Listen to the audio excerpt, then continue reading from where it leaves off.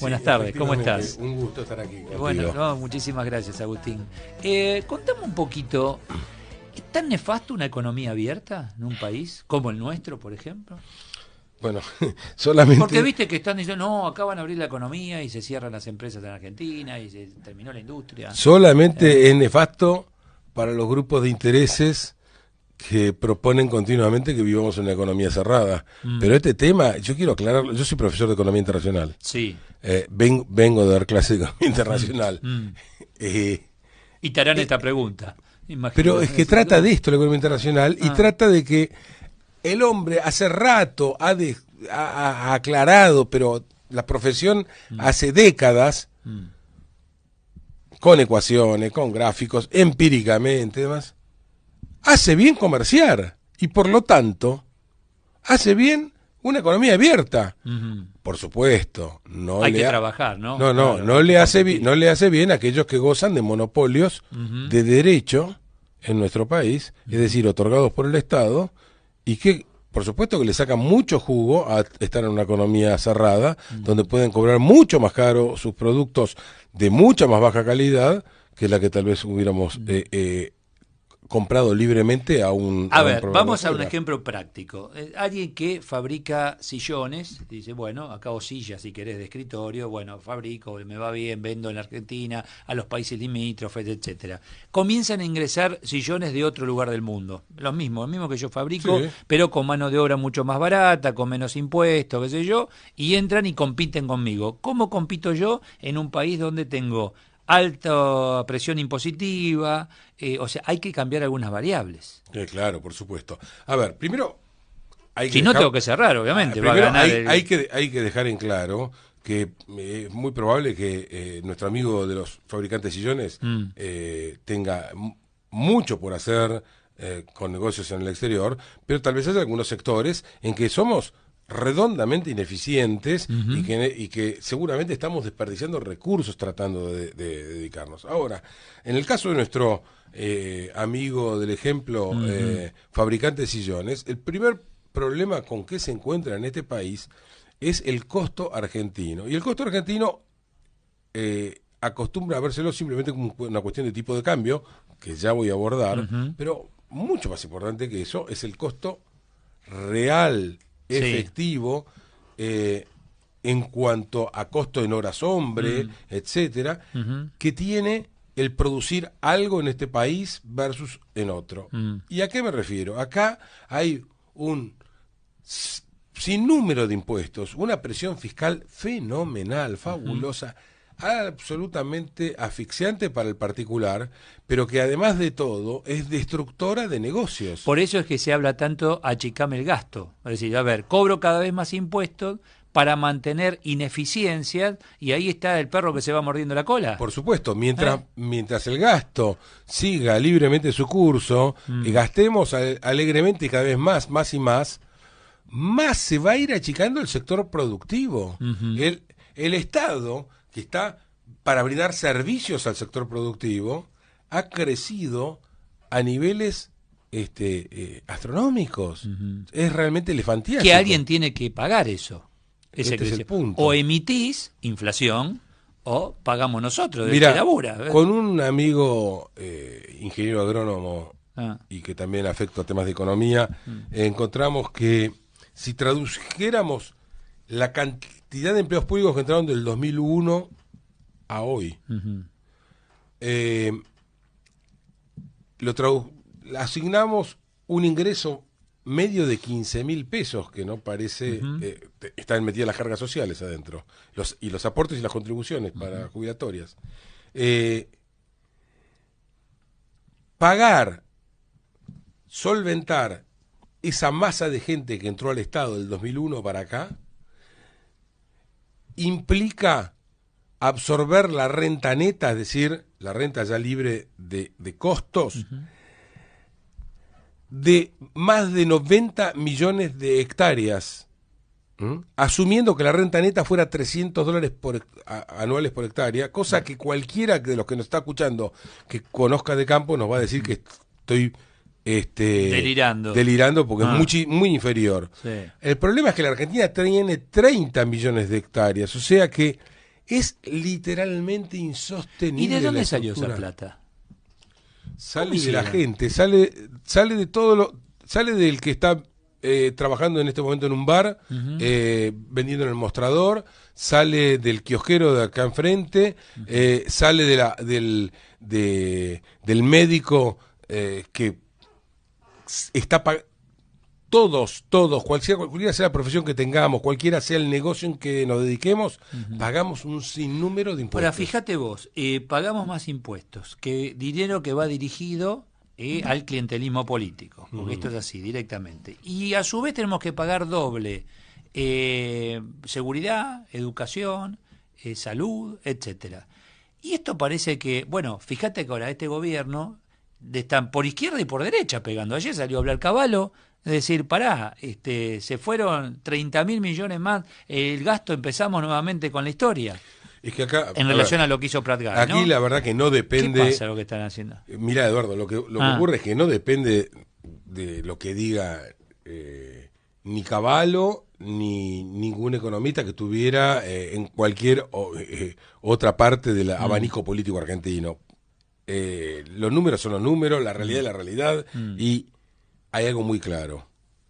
Un país que gasta más que los ingresos que tiene, los datos del último mes sobre el cual hay datos fiscales, que es junio, son escandalosos.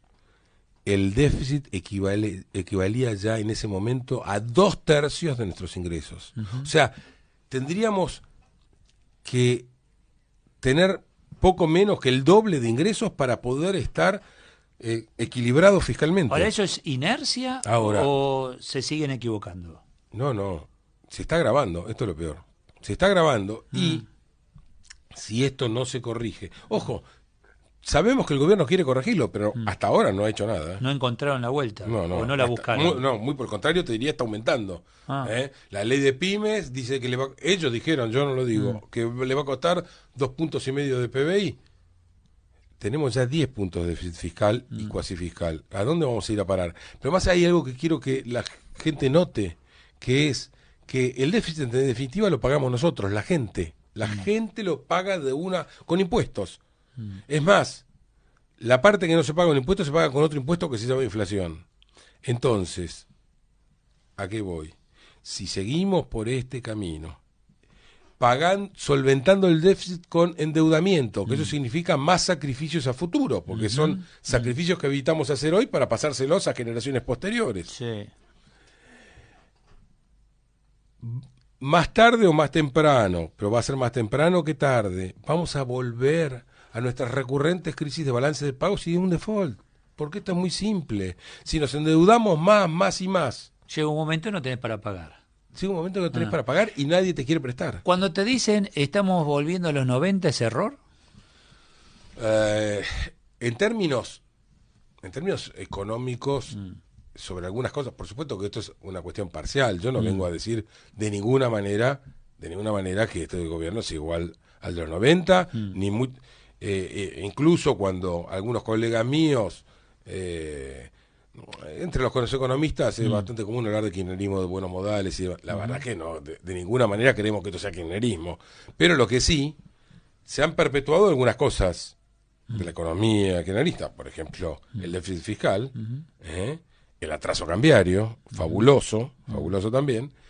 Y con respecto a los 90, hay algo que tiene muy similar, por eso creo que das en la tecla, que es, en los 90, si la convertibilidad terminó por estallar, no fue por un problema de la convertibilidad, terminó por estallar, porque la moneda nunca puede ser el problema, la moneda es un signo monetario, el problema está en la economía real, y el problema que tenía la economía real era que el Estado gastaba más que los ingresos que tenía, y entonces, como no podía emitir para cubrir ese déficit, era tomar deuda, hasta que estábamos absolutamente sobreendeudados. Bueno, el modelo que ha seguido este gobierno ha sido no tanto el emitir, sino el endeudarnos. Y nos estamos endeudando con ahínco. En los 90 tuviste la venta o la privatización de servicios, que con eso, el gobierno en ese momento hizo dinero, hizo caja, ¿no?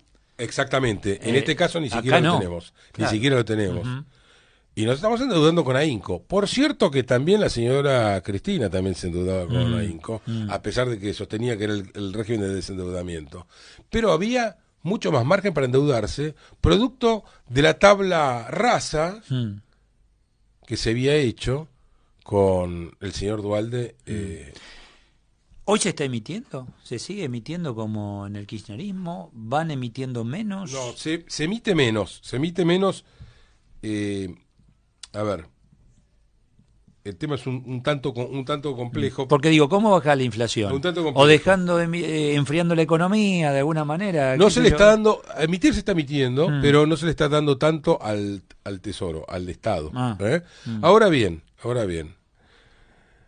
se le termina igual dando al Estado, porque como el Estado está tomando deuda en moneda extranjera, la única manera de que sea absorbida esa masa de dólares que entra es comprando con dinero recién emitido por el Banco Central. Lo emite para comprarla. Para que eso no reviente en más inflación, en muchísima más inflación, el Banco Central lo vuelve a captar, lo esteriliza con las famosas letras del Banco Central. Pero eso significa déficit cuasi fiscal, porque eso hay que pagar tasa de interés por eso.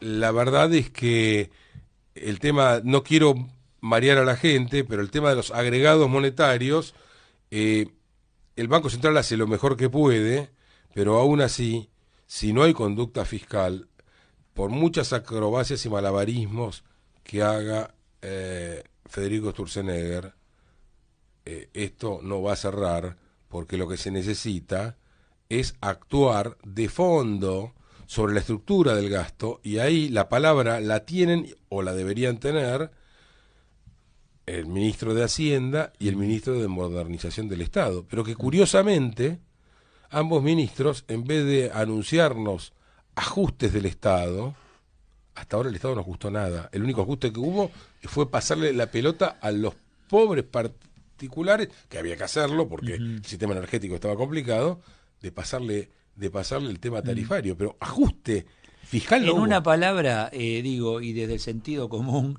a ver si lo puedo simplificar, tibio no puede ser para llevar adelante un cambio real.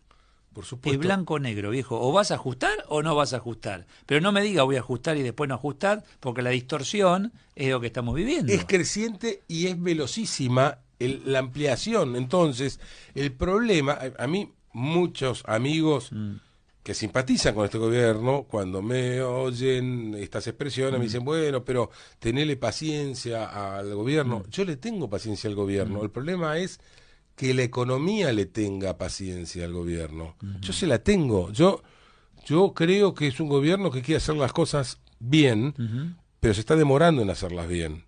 Todavía no las hace bien. Yo veo serias, digamos, demoras en los temas fiscales, que son responsabilidad fundamentalmente del Ministerio de Hacienda y de Modernización. Y esto, ojo, cuidado, porque la economía tal vez no tenga la paciencia que están pidiendo. Gracias, Agustín. Un gusto. Gracias, Agustín Monteverde. El Locutorio. Información útil.